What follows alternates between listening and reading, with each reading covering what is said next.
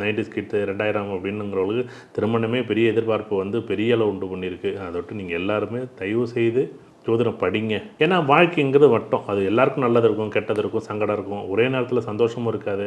ஒரு நேரம் நல்லவராக இருப்பார், ஒரு நேரம் கெட்டவராக இருப்பார். ஒரு நேரம் புரிஞ்சுக்கணும், ஒரு நேரம் புரியக்கூடாது, ஒரு நேரம் ரொம்ப நல்லவராக இருப்பார். வாழ்க்கைங்கிற புரிஞ்சுக்கிட்டு உங்கள் வாழ்க்கையை கொண்டாடுங்க. நீங்கள் ஒவ்வொருத்தருக்கும் அந்த பொறுப்பு இருக்குது. அதோட்டு தான் கடவுள் கொடுத்த ஒரு பொக்கிஷம், கடவுள் கொடுத்த ரகசியம், கடவுள் கொடுத்த பிரம்ம ரகசியம், கடவுள் கொடுத்த நமக்கு மிகப்பெரிய அதிர்ஷ்டம்னு சொன்னால் அது ஜோதிடம் தான். அந்த ஜோதிடத்தை நீங்கள் எல்லோரும் படிக்கணும். படிங்க எல்லோரும். ஜோதிடம் படித்தா தான் உங்கள் வாழ்க்கை மாறும். ஜோதிடம் படிக்காமல் நீங்கள் என்ன முடிவு எடுத்தாலும், இந்த பொண்ணுக்கு வாழ்க்கை இது நல்லதுன்னு முடிவெடுத்தாலோ இல்லை கெட்டதுன்னு முடிவெடுத்தாலும் ஒரு தடவை மட்டும்தான் முடிவெடுக்க முடியும். அது வாழ்க்கை முழுக்க அதை கொண்டு போகிறதுக்கு வாழும் நாட்கள் முழுக்க நமக்கு இந்த ஜோதிடம் தேவை.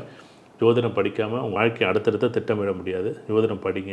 அதை விட்டு இந்த காலகட்டங்களில் யாருக்காச்சும் ரோகிணி நட்சத்திரம் போனால் கொஞ்சம் பொறுமையாக இருங்க. ஹஸ்த நட்சத்திரம் போனால் ரொம்ப பொறுமையாக இருங்க. திருவோண நட்சத்திரம் போனால் போகக்கூடிய 4 வருஷம் 5 மாதம் தயவு செய்து ரொம்ப பொறுமையாக இருங்க. நீங்கள் திருவோண நட்சத்திரம் போகும்போது 4 வருஷம் 5 மாதம் 10 நாள் நீங்கள் பொறுமையாக இருந்து தான் ஆகணும். முடிவெடுக்காதீங்க.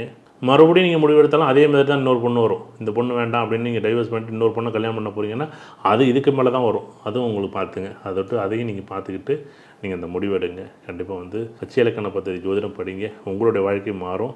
எல்லாரோட வாழ்க்கையும் மாறணும். ஜோதிடம் படிப்பதால் மட்டுமே இங்கே ஒவ்வொருத்தரோட வாழ்க்கையும் மாறும். நன்றி, வணக்கம்.